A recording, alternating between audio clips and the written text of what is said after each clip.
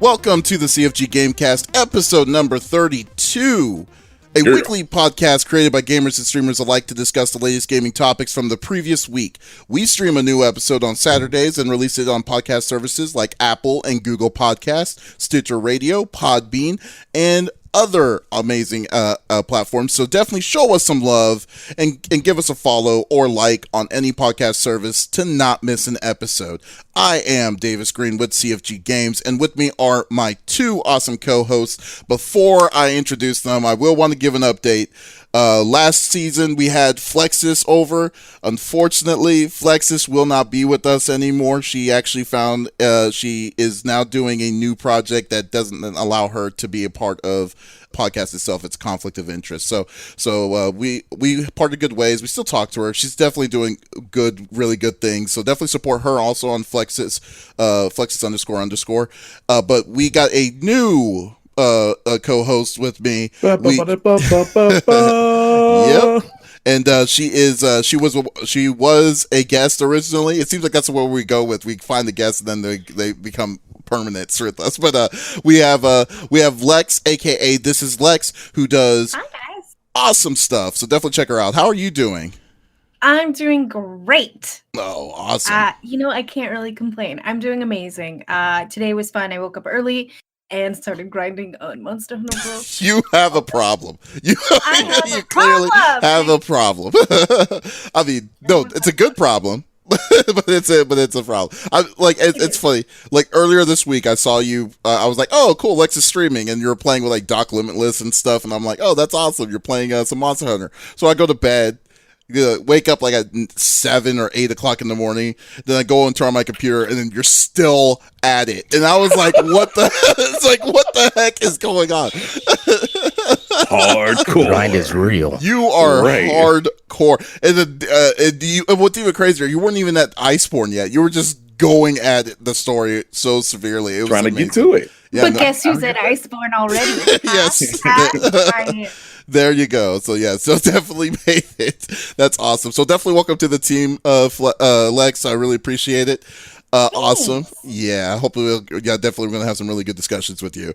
And awesome. You hope so. It's going to happen. Yes. Also, we got the 5-star general of the itty bitty Smitty committee. I got Smitty in the third seat. How are you doing? Ooh, doing well, my friend. I hope everybody had a good holiday. We're in the new year. It's 2020. It's been grindy, as is, because everybody's taking off the holidays and this and that. So you come back to the beginning of the year, hitting it hard. I was excited. I got to announce today that through my place of work, we're starting another gaming podcast or a gaming podcast through the Review Journal. So that's going to be starting January 29th. I think that's going to be a lot of great opportunities, being able to go out to do events and things like that. And it's going to be fantastic because not only am I going to be able to, work that, but then also with the CFG Gamecast, hopefully we can bring in some audience from there over to here, and vice versa, getting exclusive and be able to get in and get some good interviews, doing challenges and stuff like that. So I'm super excited about that opportunity. And it's been a grind of a start to 2020, but it has been rewarding already. So I'm excited. Oh, that's awesome. Yeah, no, it's the beginning of the year and we already feel like we're already all busy as it is, So so definitely. And yeah, and also this is going to be this is the very first time ever. This is the first time ever here at CFG Gamecast is that we got 4 people at the same time. So we have a special guest this time around, and it's going to be Tasherre from Tasherre Plays Games. He was a guest at the very early beginnings of it, and he definitely plays especially a lot of Division 2, some awesome random variety. Is a variety game streamer. How are you doing, buddy? I am great, sir. How are you? I am doing great. Super good, man. So what feels good to be back. Yes, I know, right? So like when I told her like what we were going to be doing, and you're like, yeah, I want in on this. I'm like, okay, fine, we'll get you in. Yes, let's go. Damn it. Arguments are coming. Yes. Oh, yeah. So it's going to be very funny. So let's get to it. I know we have a lot of different kinds of stuff here going at it, and we will be talking. Let's get our discussions on. We're going to be doing a special episode this time around. So this is the beginning of the year. This is our very first podcast back. We're going to be talking about our Game of the Year picks. But before we do that, as always, let me just do the normal rigmarole.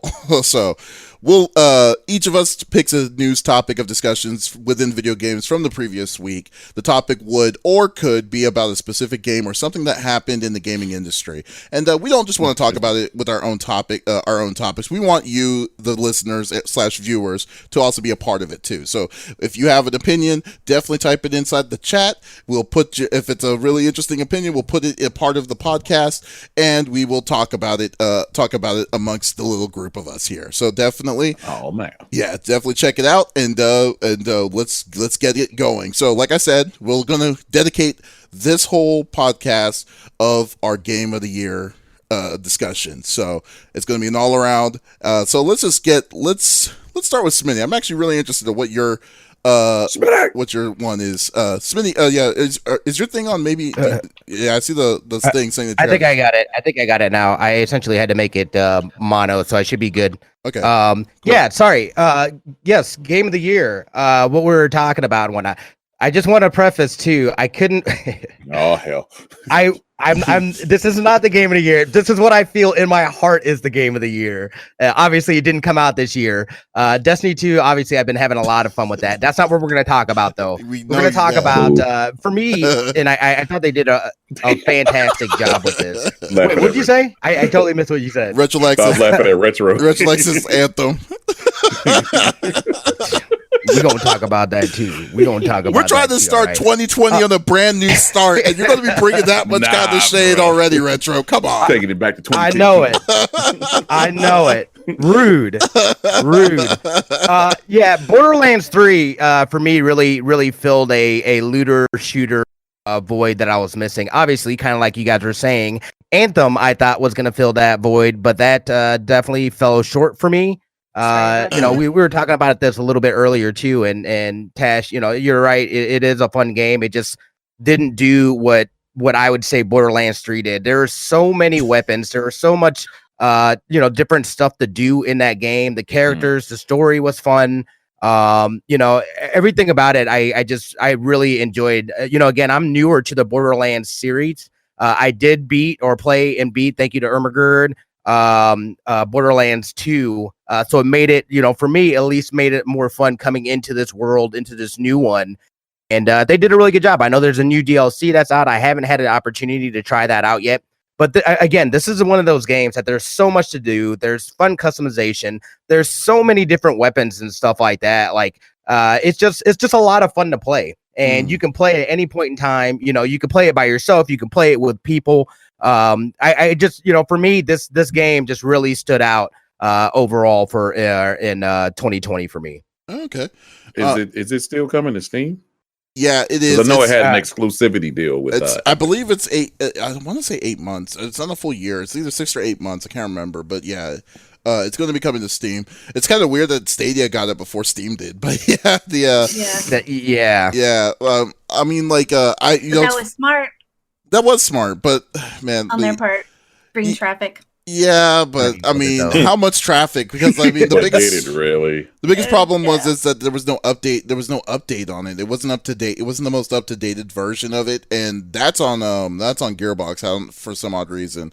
And so I don't know what, but yeah. But back to Borderlands itself. The only Borderlands I've really played was Tales from the Borderlands. I haven't played any of the FPS. Really? Yeah, I've never played any of them. I want to, but I never had a chance to try it out. So like, I've never understood like what makes Borderlands so good. Is it the story? Is it just the customization of the guns? Like what made Borderlands 3 your pick, Smitty? Just again for me, and it's just it's all preference and what type of games that you enjoy. I really enjoy looter shooters, for me, and being able to have just that wide range of weapons and things like that. There's all these little like nooks and crannies that you can go into, and I like being able to explore like that. And then it's just a fun game. The fact that you can play it with friends. You can play it solo. There's a ton of quests and side story stuff, and I mean, it's really one of those games that you can continue playing over and over. You can run it with different characters, and then they've already dropped out of DLC. I gotta say too, I feel like it was a rather smooth launch as far as with the game. You really didn't hear too much negative talk about this game. They made changes and adjustments and stuff like that pretty quickly. Like, I think overall they did a really good job with this release, and it just it just really stood out to me here in 2019. Okay, no, that's cool. That's fair enough. I mean, I don't know. Have any of y'all played Borderlands 3? Lex or Tosh? I have not. I'm waiting for Steam. Secretly, yes. Secretly, Adam. All right, explain. Dust, aka Adam, my significant, was playing it with Smitty, and I want to say this was in October before the move when we combined both houses into one. When I would go over on the weekends, if he wasn't playing, I was playing it. And I think I got to play with Smitty a little bit one night. I wasn't very good. I did enjoy it. It was definitely a game that I would get into. At that time, I was kind of obsessing over like 2 or 3 other games. And so in my head, there just wasn't room in my little gaming heart for that one at that moment. It's definitely a game I plan to go back and play at some point. It's just not it didn't speak to me like the other ones that I was into at the time did. But it is a really great game, and I love watching other people play it, which for a streamer who does watch other players and other streamers and enjoys their content, a lot of the times I'm there to talk to the streamer and not necessarily care about what they're actually playing. But that's a game that I actually enjoy watching in and of itself because it's a really cool storyline and the graphics are awesome for someone who's visually impaired. There's certain colors that just pop on it, and it's really interesting for me to watch. The cell shaded, basically the cell shadedness of it, like how the colors pop off on it. Yeah, that's true. And like there's a teal that they use that I've never seen used on any other game, and I don't know what it is, but like my brain's like yes. Yeah. Like, all right, cool. Feels good. That sounds good. Literally, it's enjoyable to watch. Okay, yeah. Okay, well, it's cool. And it's on my to play list, but I'm gonna wait. I mean, basically where it comes down. I think the only knock from it that I've ever heard on it wasn't even because it was the game. It was more because it was an exclusive on the Epic Store. Yep. So I think that's right. Yep. Yeah. So I think that was really the big thing. It's going that it was really that it really pulled off of it. But for the most part, you're right. I think the game released. Did it have a giant day one patch when it came out, or was it? I know there was something within that first week. They had a couple of quick patches. Yeah, but I don't know if I don't remember hearing something giant on day one.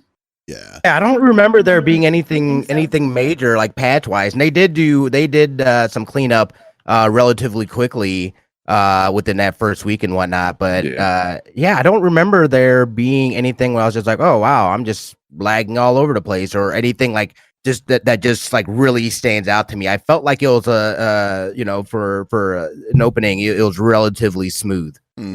Okay, so that's pretty cool. Yeah, it's definitely been on my radar. I don't know, like since I'm kind of biased on the fact that it's I don't usually like playing FPSs, but I do like FPSs with story. I think that game would definitely do a good fit for me personally. Yeah, so like but definitely we'll need to check that one out and see how it is. So that's good. That's a good pick, Smitty. All right. Yeah. And Lex, what about you? What would you say your game of the year would be? Well, my game of the year apparently doesn't count. Okay, you know what? You want to throw it in there? Throw it in there. It's like I said, it's subjective. What is it? So throw it in. So if we're gonna say Monster Hunter World Iceborne doesn't count, I'm gonna have to go Void Bastards, man. I played the daylights out of that game. I love the DLC that came with it. There's everything about that game. It's almost like Borderlands, but Ben Lee did an amazing job. Just the whole art style is phenomenal. It's kind of like Futurama meets it's just, I don't know, it's so cool and I love it. And every time I play it, I scream Pickle Rick at least 4 times because it just reminds me so much of Rick and Morty. And it's so cool and it's so immersive. And you feel safe for a little bit and then you're in trouble. And then it's definitely a 1-person game. And I don't think they're going to make it a multiplayer. But in all honesty, it doesn't feel like it necessarily needs it. Anytime we play it on stream, everyone enjoys it. It's hilarity always ensues. And just the little like minute details. Like, for instance, over the loudspeaker when you're on a ship and you're looting it, they'll say just the funniest things. And it's hysterical and the accents are great. And when you run into like the juvies, they yell at you and say, I see you, butt face. And you never get over it. And it just makes you crack up. And it's just one of those games that even if you're not winning, like it's okay because it's so much fun. And even when you're getting murdered, you forget that maybe you have a heart starter. And then it brings you back into the game and you were about to stand up and walk away. And then you panic and it's just the whole game in and of itself is a delight. I love it. I can't get enough of it, and I play it more than I probably should. That's a roguelike, correct? So it's a looter game for sure. I don't know if it would categorize as a rogue. I mean, Smitty, correct me. Because with the roguelikes, every time you die, they reconfigure the map. It's not the same. At least that's what I heard about this particular game. I don't know if that's it. It that's depends what I'm asking you. On where you're going. So some ship layouts are going to be the same, and then others aren't. So there's like categories of ships. So I would say there's like 4 different layouts of each ship, but there's different ships. So there's luxe ships, which are supposed to house tourists going across the galaxy to wherever. And so those ones have like rooms and things. And the general layout for those is going to be the same. It's very rare that you'll run into one of those that doesn't have like an oxygen room, for instance.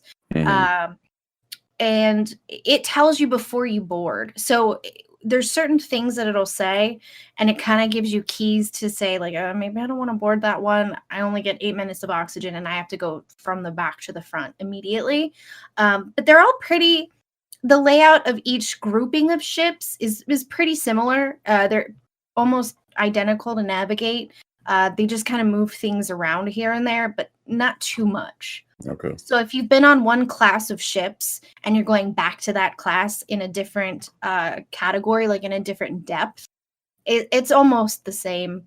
Maybe, the fuel is on one end and not the other. That was the one thing that, and I don't want to take your subject, but that was the one thing that turned me off with other roguelikes, because I played one called Rogue Legacy, that every time you die, they reconfigure map. It's a completely different map, and you just have to find your way right back through the castle. The other one was, is it Dead Pixels? Is that the name of it? Dead Pixels. Dead Cells. Dead Cells. Yeah, Dead Cells. Yeah, that was another one. Yeah. That was another one where every time you died, it was a completely different map. Or every time you restart the game, it was a completely different map. It's like, I'm never going to finish that. Sounds kind of cool, though. No, Dead Cells was a great game when it came to that. Yeah, you're totally right. It kind of is, but it kind of isn't. So maybe the ship classes, maybe you had a freighter, a luxe, and then a healing ship. And when you die and you get thrown back into your main ship and you come back, maybe they're in like a different order. But the actual items you're going for are going to be on at least the same page of ships that you were looking for it on. So you're not, it kind of sucks because you're having to go back to like the feeder ship that drops you off from the get-go. But it'll still drop you off in the same depth. Which sometimes sucks because you don't want to be in that depth anymore. You've regretted your decisions. But it's so fun. I don't know how to explain it more than that. It's just, check that out. It's on Game Pass, and I've been looking at it. But when I saw that roguelike, I was like, it's like you can borrow PTSD. My Steam account. Yeah. Borrow my Steam account and play it. It's so much fun. It's so much fun. Yeah, that's I mean, that's a cool thing. And before anyone says anything, I will say this because I know Zen Headshot said something earlier about saying they would obviously want to throw in Iceborne. Iceborne is a good game, and don't give me that crap, okay? Don't give me that at all. All right, but I'm just saying this, okay? Iceborne, yes, Iceborne is a great game. I love Iceborne. I play that game probably not to the extent of what Lex does, but I do love the game. But I don't count that as something that would be game of the year because it's not really technically it's not a game, it's an expansion of a game that came came out. I'm going to debate you. Okay, yes, let's go with the debate. Let's go with the debate. Slightly. Yes. Slightly. The only reason I personally would say yes, and I'm not a huge Monster Hunter player or fan. However, that price ain't cheap. That is a full game price. It's like what, $45-$50 for that expansion? Yeah. And it's just as long, if not longer, than the main game, from what I understand. $40. It is well, yeah. Wait, you got it on PC though, so it's 40. But when it first came out, it was about, I think it was 60 when it first came out. And and then on the back, I mean, I went to when that came out, I went to Japan and I bought their collector's edition too, so that was no joke too. So whatever. But anyways, no, but like, and yeah, I see the logic of that. It's a full price game, but then again, at that same point, in that same counterpoint, this isn't anything different than we've seen in the past. I mean, look how Call of Duty. Remember how Call of Duty had their expansions for like its full price at $80 more than what the full game values were. Or, but yet, WoW expansions. When you get the collectors when they first came out. You're still not speaking my language, bro. I'm just saying. I'm just saying that it's just like, it's not like, I mean, like, yeah, the price is the reason why that the game was as priced as the game is that I think it's beyond more than just an expansion pack. True, I will admit to that, but it's not but it's still not a standalone game. It's not like a game because the game they added features to an existing game that's been out for over 2 years. So like they just refined it a little bit better, but they didn't make it its own kind of thing. So you're saying because it's not like Dishonored 2, that DLC expansion where you can just buy that game, you don't have to buy Dishonored. You're saying because it's like that. Yeah, it's not like that. I'm sorry. Oh, yeah, exactly. Because like when you play Iceborne, you have to have the original. You have to have the original base game. If you don't have the original base game, you can't just put it in and just play it. You have to have it because it needs whatever it needs to connect. Which is kind of weird to me because it feels like, for the most part, there are parts in the story that it feels like that you do go to the old area, but for the most part, it feels like it's a standalone game for the most part because of the new areas. But yeah. Oh, I'm sorry. What were you gonna say, Lex? No, I get what you're saying. However, right. Thank you. It's so I hit Iceborne last night. I beat the game. I'm so excited. I woke up early so I could get on and play it this morning. And I honestly expected, because there's a portion of the game where you have to go to the third fleet and they have a floating ship. If for anyone that doesn't know. Spoilers, by the way. Yeah, sorry. You kind of have what I have not beaten it. So that's not too much of a spoiler. I mean, there's like it's basically like a floating camp. And it, for the majority, has what you need, but you do have to go back to Asteria to do certain things. Even though you're on a mission on the third fleet. And I assumed with Iceborne that was going to be the similar case. I was going to have to go back to Asteria every time I needed something. And I was pleasantly shocked when I opened it up this morning and I saw the entire camp for Iceborne. And I just was like in awe. Yeah. And I told Adam last night, I said, I don't care if I'm light sensitive and this game is going to be that hard for me to play. I'm going to figure this out and I'm going to play this game and I'm going to freaking love it as much as I loved Monster Hunter, because I freaking love it. Yeah. And I've been waiting for a year for this game. A year. I was endgame on PlayStation. A year, Davis. A year. I was endgame on PlayStation 4. So for me to literally start over on PC was frustrating and kind of sad. But at the same time, I'm like, man, I love this game so much. I kind of don't care. Yeah. I don't care that I'm having to do everything and that I just lost all of my insect glaives that you could ever want because I had every single one. But that's okay. I'll figure it out. But theoretically, though, like when the Iceborne came out, though, they basically said, okay, all your really good equipment from the original one is crap now. You need to, you start at rarity level 9 and up at that point. Yeah. So, like, yeah. So, we're not debating. I don't think we're debating that that overall that Iceborne is not a good game. It's just like, I don't know if I would say it's a game of the year. Oh, no, I am. Yeah. You are? Oh man, it's a good game. But before we do that, but Zen also said something that they would love to debate too. That you wouldn't say it's essentially game of the year, but it's definitely a contender. The DL size was the same as the base game, 40 gigabytes without the high res texture pack. It revamped the entire flow and playstyle of the original feel of the game. But then again, that's what expansion packs do. I mean, that's exactly what an expansion does. I mean, they refine what currently exists and makes it better, makes it smoother, does revamps. Like, it's a physical upgrade pack. And I mean, and like I said, like, I mean, I love the game. I really love the game, and it's no knock to it. But but I'm just saying that, like, I wouldn't call it a thing because just on the base of it, it's not a game that you could just simply, like what Tosh was saying about like Dishonored 1 and Dishonored 2. It's not a standalone game. It's just an expansion. I mean, like, there's all these there's these caveats. Oh, I'm sorry. What were you going to say, Smitty? No, it's just maybe it's expansion of the year then. Yeah, it could be expansion of the year. Break it off. Oh, there you go. It's definitely expansion of the year because like.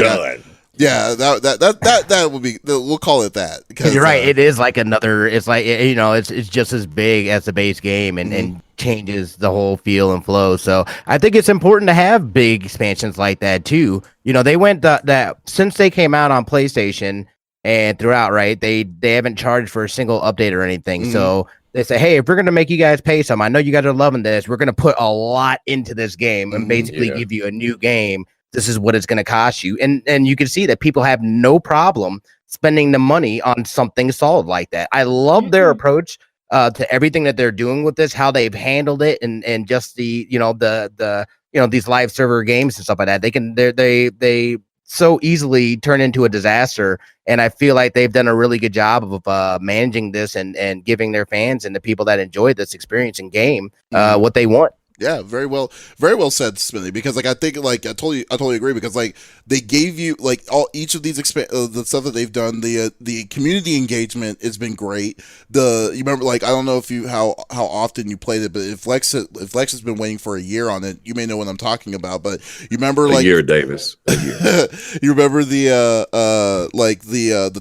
contest where people had to design their own weapons and stuff, and then they send it out to Capcom. They've been very engaging on that, which is I'm surprised. They have two different sets now that are like that is fan made that's inside the game, and it's that's impressive. Cool. Yeah, that's no. Dope. Yeah, and then also, like, I mean, as well as, like, the different kinds of outfits. The integration they have on their older game IPs, like they did with Mega Man, Sakura from Street Fighter, Ryu, all this stuff. Like, you have Dante. They even have outside games like The Witcher and Horizon Zero Dawn towards it. I mean, like, it's a very well, like, you're right. It's a very well structured game that definitely cares about their IP, and it's no surprise why it's the most successful Capcom game ever that they ever made. So I mean, no, they've done a really great job on it.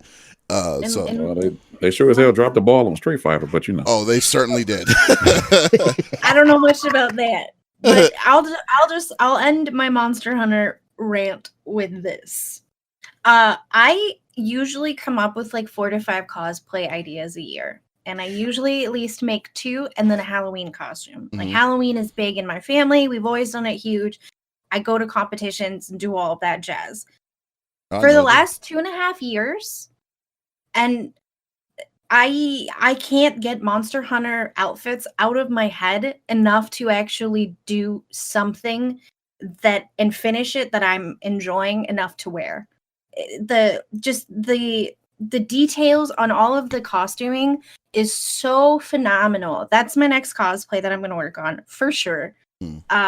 Because the couple of outfits that I've created, just I can't get that idea of epicness out of my head enough to sit down and be happy with something else in a different area.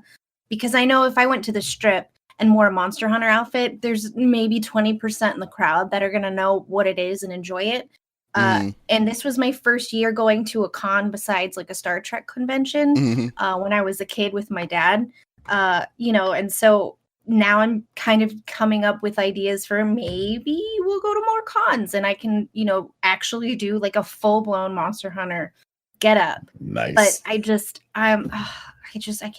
can't love that game enough. Yeah. Adam, please don't break up with me. A year, Davis. A year. I definitely will say that so it's definitely good. There's cosplayers I know, there's friends I know that actually do hardcore armor builds for that game, and it's insane. So I definitely I'll show you some of them, Lex. It's actually insane. Okay. Oh, I've probably seen them. Oh yeah, you probably have. Yeah, definitely. Tasherre, what is your pick of the year, or your picks? It could be more than one pick. It doesn't have to. There's really only one. I mean, there's other great games that I played last year. Resident Evil 2 Remake was my first Resident Evil game I have ever finished. Oh, okay. I've started others, but that was the first one I've ever finished, and I really enjoyed that. They did a really good job remaking that. Yeah, they did. It was one or two others I could name, but the one, Jedi Fallen Order, that's another one that's in contention. But the one for me is The Outer Worlds. Oh yeah. The reason now, a little backstory on me is I've never played a Fallout game. And before that, the only Obsidian experience that I had was the first South Park game, which was incredible. Oh yeah. But I saw The Outer Worlds, I think it was at E3 when they announced it this year. And I got excited because it's like the comedy aspect, and I never got into Fallout games, but even though I know it's not a Fallout game, it's the people who created that particular concept. So it drops on Game Pass, which was crazy. So I didn't have to pay full price, but I kind of wish I would have paid full price for it now. It's an incredible game. That's my first true Obsidian quote unquote Fallout experience. The story, the gameplay, the dialogue, the comedy, the companions and how you interact with everybody, everything about that game, in my opinion. The music, the soundtrack is also incredible. Everything about that game is just 20 out of 10 for me. It is. Seriously, that is, and there's Parvati on the screen right now. Absolutely love her. Parvati and I can't think of the black chick's name. Those are my favorite companions. But everything about this game was just mwah, for real. That is definitely my game of the year. It's funny, I've been a big story driven guy. Like, I definitely love playing like RPGs and a lot of different kinds of things like that. And especially one of my favorite of these story driven games, I would say, is what's it called? Fallout New Vegas. New Vegas is a great game, but the problem is it was really incredibly glitchy when it came out, and it still is to this day. It's been known, but I think it's the best Fallout game. And with this kind of game that came out, and it shows like the story can be done in a great tasteful way, as well as gameplay mechanics. I mean, there are still glitches in it, which is fine. I mean, nothing is usually it's not 100% perfect, but that's fine. But the big thing is that it works and it's updated and it's all this stuff. And because of that, I will never I will be criticizing Bethesda so much more now, especially if they mess up on Elder Scrolls 6. about this stuff, which I feel like they will, because like what they did with like how Skyrim is still, even though Skyrim has been around since like 2010 or 2011, that they have no excuse to not update their engine to be their creativity. But that's where I was gonna go. Yeah, because this markup on what they did with Outer Worlds is exactly what we need for a next gen, and I hope this is the kick in the pants that Bethesda brings it up, because the way the story that ran was so nice, and I definitely I haven't beaten it yet. Tosh, have you beaten it multiple times, or have you only beaten it once? I've only done the one time. I'm like 95%. It's a couple of it's literally maybe 2 or 3 side missions I didn't finish. Oh, okay. But I want to go back and do it again. Okay. That's a game that I was interested in, but I didn't see, and I have so many questions. So how long how many hours do you think you've spent beating the game? I played, I would dare say 40. Okay. Oh, that's not bad. No, not at all. 40, 50, somewhere in that area. Because earlier when you said Outer Worlds, I'll be honest, it didn't click in my brain what game you're talking about until I was watching the actual game and I saw the moon face guy. Yeah. That game looks really cool. I have no idea what it's about though. A great and again, this is like my first true like RPG game as well. It's not the side scroll and what's the other concept turn-based. With the overworld turn-based. Yeah, it's not that. But man, is it such a great experience for somebody who has never really gotten into these type of games. I enjoyed everything about it. Yeah. And I would not mind playing it again. I love the dialogue, the different choices you have as far as responses. Yeah. It's absolutely sickening. You can be a good person, you can be a bad person. And I think if I'm not mistaken, I heard something where if you beat it once, you can go back and it unlocks another choice, which you could just do stupid stuff and give stupid answers. Like that's a lot of attention to detail. Yeah, that's pretty crazy. I mean, like, well, I do have a question though. You said you got it on Xbox Game Pass. Do you have the? Oh yeah, you're all PC. So you. So what's stopping you to getting it? Just purchasing the game? I think I may. Yeah, I mean, like I'm telling you, like I because I wasn't 100% sure I was going to enjoy it, but. And I played it on stream. That was like my first day that I had ever streamed at 8:00 in the morning EST. Oh, wow. Because I wanted to get a jump start on it. Yeah. But by the end of that day, I was convinced it was an incredible game and I was going to finish it and have a great experience. Had I not enjoyed that first day, the first few hours, I would not have, continued. But it worked out. No, now I'm not lying. I'm not lying when I say this. I think I may go ahead and buy the game because I heard they're going to do right. Here's that famous word. I heard they're going to do expansions to the story. Yep. I know all about that. That's a great concept there. No, I highly recommend it for anybody. Not necessarily if you're into shooters, but I'm a shooter guy. But I like great stories. I like great gameplay. I love the voice acting and all of that stuff. Everything about this game is incredible to me. So I highly recommend it. You said voice acting. I'm all in. I'm going to have to get this game. Oh, they had whoever was playing every character was incredible. Like, so there was so every voice actor in that game was good. It fit perfectly. Yes. Oh yeah, so Patikin says I came for the conversations, I stayed for the voices.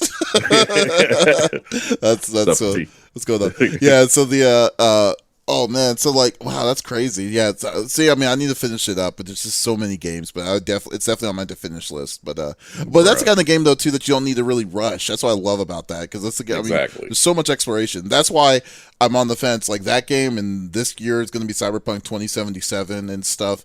Like I don't even know when I'm debating if I'm going to even if I'm going to stream that sucker. I'm gonna suck. Let's not talk about that. We well, are you sad that they got delayed? We got our. I am, but I'm not. I'm glad it got delayed. I'm like, yeah, I would prefer it gets pushed back and it gets the polish that it needs. So when it does drop, it's as you were just saying about Outer Worlds or Borderlands, it's as fully functional as possible without having many bugs. I'm cool with that. Yeah, I'm totally It just fine. sucks because I was ready to. That was going to be my whole April, and some actually, because I might, depending on how great it is, I might give it another playthrough. But I'm definitely going to get that game is going to be multiple playthroughs. Unfortunately, my plan was I was going to get it on Stadia, but now I'm thinking of getting it on just PC. We'll see.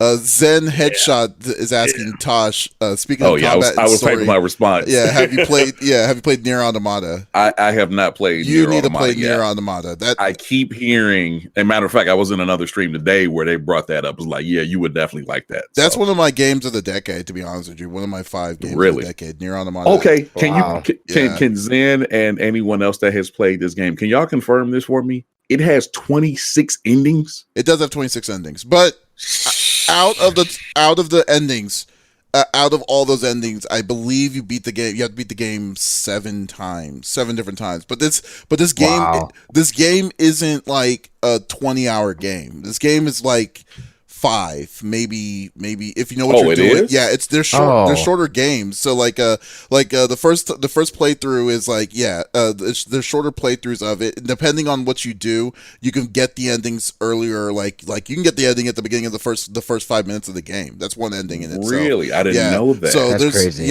But the game itself is not like a long extended like Final Fantasy 50-hour game. It's just but the story. See, I thought it was. I was under that impression that it was. I'm I'm not, because I heard it had multiple endings.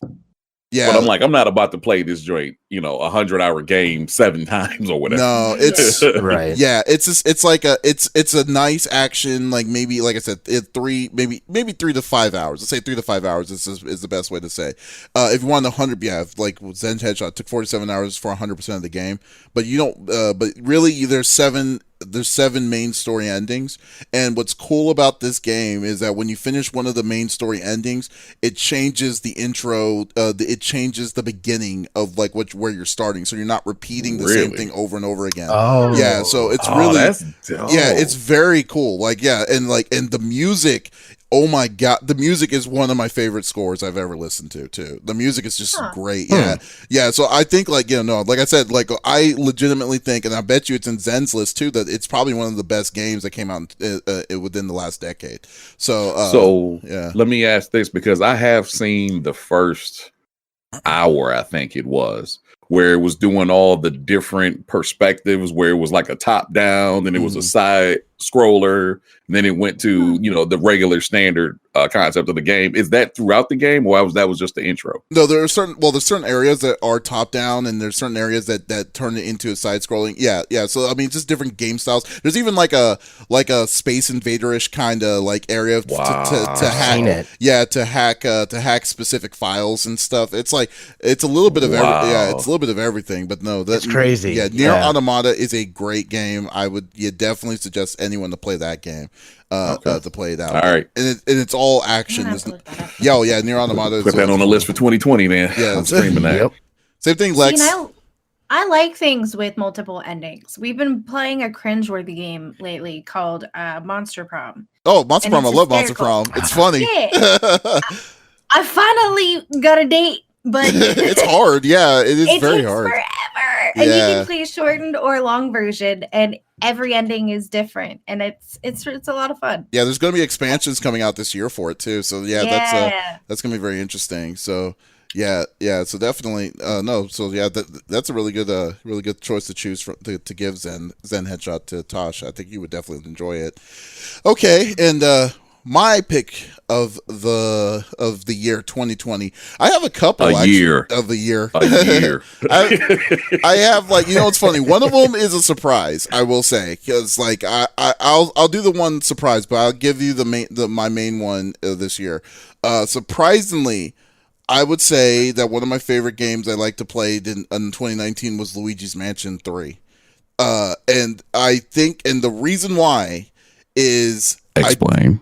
Explain exactly, dude. That game is just flat out fun. I mean, it is the puzzles in it, the story.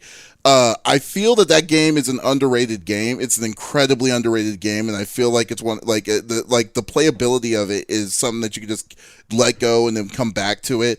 But I love the mechanics of it, and this is nothing new. I mean, this game has been around since I think Luigi's Mansion. The first Luigi's Mansion was a release date game that came out on the Game Boy DS back in their mid 2000s, but they refined it. The graphics of it look amazing, and it's just you can easily when someone says Luigi's Mansion, and they'll be like, "What? Are you serious?" It's like, no, I'm dead serious. The game is very yeah, exactly. Like I said, because you wouldn't expect it to be that good, exactly. But I think that this game, in my opinion, is better than Mario Sunshine. And then, or not Mario Sunshine, Mario Odyssey. Odyssey. Yeah, better than Mario Odyssey for me. Yeah, exactly. And then the video, it's small area, and then just so much exploration, so much damage breaking, and you get this clone character of you that's made out of a gel or goo. Or slime or something that can go through sewer drains and stuff like that. It's really fun. It's very mechanical. I would suggest anyone that has a Switch to play this game, to definitely play this game. I think this was a very well done. If I didn't do the review, but if I did the review on our website, shameless plug, confreaksandgeeks.com. If you did that, then I would definitely give this game almost a 5-star. It is very interesting to me that how all this works. So Luigi's Mansion is definitely up there for me. Out of all the games of 2019, Luigi's Mansion is up there, which is surprising me because most people think of me as a Nintendo hater, which I'm not. I'm just a Zelda hater. But wait, what? Yeah, that's a whole different story. Okay, the other thing is I would say is going to be my main game of the year 2019 is Sekiro Shadows Die Twice.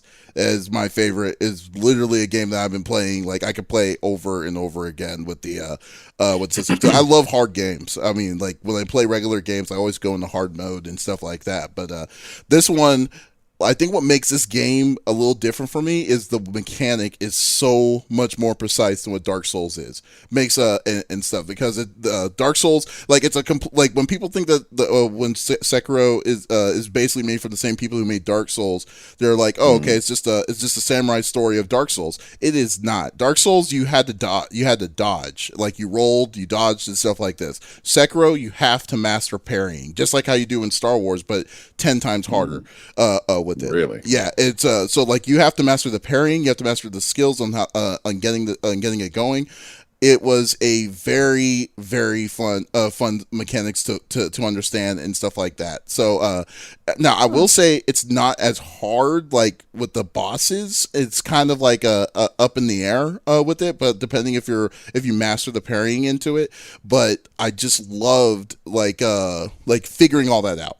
This looks cool. Yeah, so you just needed to and you have a mechanical arm, that made you use grappling and stuff like that. So and then you can sneak around and do insta deaths and stuff. But the game is very, very mechanical. You have to know how to parry. You have to know how to dodge. You have to know when to dodge the stuff that you can't parry.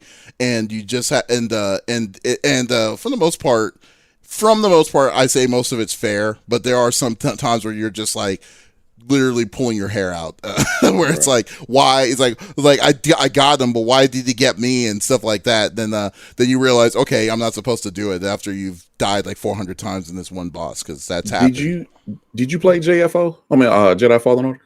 No, I haven't played. I played a little bit. I'd say 35 minutes of it, so I haven't touched it. I will play it. So you may have enough. Would you say the combat is comparable to Sekiro?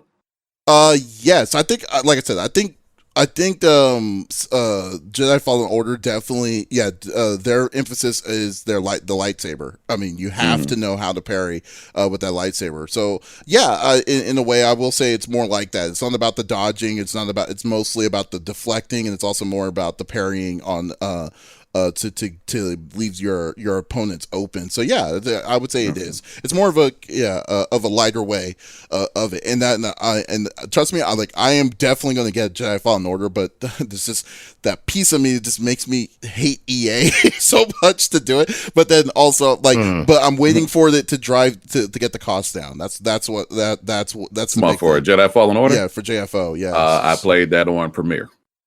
See, I don't have Origins. Is that EA Origins? Yes. Yeah. Yeah, I don't do I that. played that on Premiere. Yeah, I mean, matter of fact, I paid for a year of Premiere because of Anthem, and I knew Jedi Fallen Order was going to be on there as well. No, I mean, see, that's a good move, but I just don't like the idea of renting a game. That's just what it is. Like, I just don't want, like, I mean, well, how about you change your whole standards, man? Come on, man, it's 2020. I'm not. I will Come never, on, man. I will never change that standard. Come join us, man. Hey, Naughty Nimbus, how you doing? Yeah, no, I'm sorry. I am not going to. I'm old school. I'm an OG when it comes to stuff like that. But the biggest thing is like I can't. The idea, no, don't like. Xbox Game Pass is probably the best thing for it because right now Xbox doesn't have games. They don't have their own specific games to push towards that, which makes sense. It's gonna be that kind of discussion. I see. Well, no, I mean that's just the realness of it. I see what's happening around here. Like the realness of it was like Xbox didn't have don't have their own exclusive games to give the reason for you to buy the system, so it makes sense to do that. But let's say that there's those games where it's like, oh, okay, I put 6 like the Outer Worlds.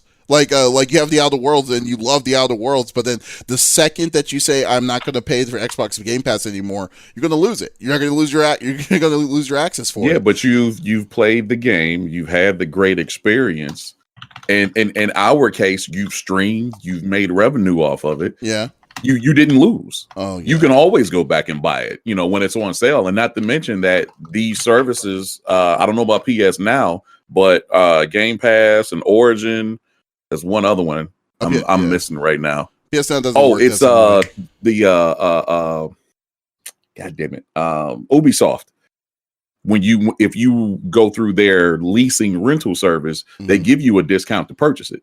Yeah, but I mean, still, even with the discount to purchase it, like, I mean, I don't know, it's like is the Xbox Game Pass on PC what, $5? Yeah, $5 a month, right? Okay, so $5 a month towards that with the massive amount of other games. That's I mean, it's a good deal. I'm not saying it's not, but like, let's say Outer World has how many different kinds of endings? 7 different kinds of endings, 60 hour piece of thing. So let's say, honest, I don't know. Yeah, but it's multiple endings. So then you're realistically you're gonna be playing, and then if you really love that game, there's gonna be people out there who really loves that game that's gonna be doing that. With that massive amount of times, it's going to be clocked in, but you're still renting that game. I feel that like it would have been better for you to just purchase the game itself, and then instead of relying on it, because the second that you cancel it, you're not going to you won't have access to it. Here we go. Yeah, I'm just saying, Davis. Do you partake of the Amazon Prime or the Netflix? Oh wait, Prime. You have to with Prime, right? Like what you talking about for video, right? Yeah, you have to with Prime. Well, Prime, I get it for the packaging, but yeah. As for Netflix, no, I don't have Netflix. Why? For the people that's watching the podcast, you see me, right? It's the same concept, dude. No, it's the same concept. It's not the same concept with that. Yes, it is. Netflix and what's it called? It's yes, it is. Can I play devil's advocate with that one, though? Because here's the thing. When we all watched Friends, the original, now it's on Netflix, but it was on regular TV. And unless you had a VCR to record it, or a DVR, which was much later, you didn't necessarily own it at the time. So I can understand where Davies doesn't get that connection, because it's but the thing about it is unless Friends is in that shelf behind him, that argument doesn't make sense to me. Okay, it doesn't. I first off, I love you, bro. no first off, the reason why I like physicals personally, I like physicals in general over cloud any day, because we don't know what the heck's going to happen in cloud. They can easily say one weekend they'll be like, okay, we're going to shut down this thing. Cloud services because of so and so maintenance, and all of a sudden something happened and they lost that game or whatever. I like having physical stuff, because like physical connections, just in case towards that, just in that aspect towards it. But there's certain games, like especially RPG. I'm not saying all things go underneath that, but I don't like renting. And then let alone if I'm gonna rent an RPG like that, that's definitely not going to happen for me, because especially how I play RPGs. So like so to me to say I'm going to be renting an RPG and then have to pay a monthly fee just so I can have access to it is a little bit excessive. But if it's something that's simple, there's certain games that yeah, I don't care. Like for instance, Spider-Man. I will never go back to a Spider-Man game, because after I beat the game, it's like I know I don't care about it anymore. I've already platinumed it. Yeah, that's fair. But it really depends on the kind of games that you're renting, but not as a full head bulk, which I don't agree with. That's what I'm saying. Because I own hundreds of games, I'm sure, as you do. But for just I'm not a huge fan of the subscription option. Let me be very clear, because like in my world, as far as like the music stuff that I do, there are companies that rent you effects and dynamics and stuff like that. There's Adobe that gives you their Creative Cloud that you're leasing or renting, however you want to say. I would prefer to pay for that. Right. I don't feel like paying $600 a year every damn year. But when it comes to entertainment, I don't mind that. I mean, you pay, $10, $15 to go to the theater. You don't own that. Yeah. I'm just saying. Yeah, but like I don't think it's a bad thing. I'm not saying it's a bad thing. I'm just saying that, like, for me, I think my own personal preference is like, especially like for instance, PlayStation Now doesn't work the same way as as Xbox Game Pass or EA Origins and stuff. You have to buy the games individual on PS Now. Or the renting fee. They got more of a Game Pass style that they just launched recently. They revamped it. Did they? Okay, but like the only problem is they started putting the exclusives on there, like God of War, but it's only on there for like 2 months. Yeah, and you can't, and you also can't download the game on your system, which is weird. So you have to depend on their cloud service to play the game, and there's enough lag to be like, I don't want to play this anymore. So but that's part of the revamp, though. They did change that. I gotta look into that, so I'm not really sure. So I'm not really sure. I would need to see what they lowered the price too. They needed to, man. That thing was ridiculously expensive. It was like $25. Yeah. So thank you. Yeah, we'll look into that. That's the discussion in itself. We could say if renting better. And I think that's fine. But like, man, if the day when it comes, especially when they do releases of games like console systems, if they decide to say, okay, we're going to release a game, a system with no disc, and then you have to use Xbox Game Pass or buy them digitally, that's the day when I'll be like, I think I'm done getting console games personally. So like, because like I think that's when it gets kind of like, oh wow, so you're basically just shutting the hammer down, because there's rumors that Project X is going to be that way. They're going to have a discless version and a disc version, and I think that they're going to get a lot more money with the discless version than they would for the disc. So because they're going to force people you can get the Game Pass. Yeah, because they're going to get the Game Pass, and I think that's like whatever. So let's see. So yeah, let's have this discussion if you don't mind. Well, another day, because we're actually at 58 minutes on it. So, but we will. It's cool. I like talking to you about this stuff. It's actually pretty cool. But yeah. So, but anyways, see how you avoided that, ladies and gentlemen. Oh yeah, yeah, he won. That's my guy right there. Tasherre. Well, he's got to go do some research first. We got to do some research. I got to. I'm not going to go walk into something I don't know. Walking in blindly into the fire is the funnest part, man. That's half the story. I can be talking out of my butt. They'll be like, okay, people will just understand what I'm saying. Yes, so no. I'm good.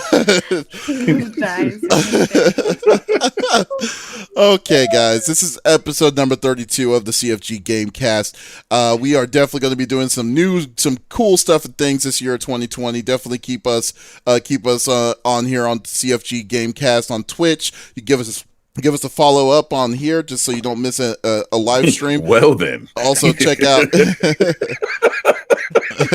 Sorry. Perfect timing. Mr. Smith walked in. No more I have a yes, Mario Kart tournament here. He has to head Yeah, out. Yeah. So yeah, I'm closing it up right now, so it's perfect. And also, yeah, so definitely go check, follow us on our new Twitch page.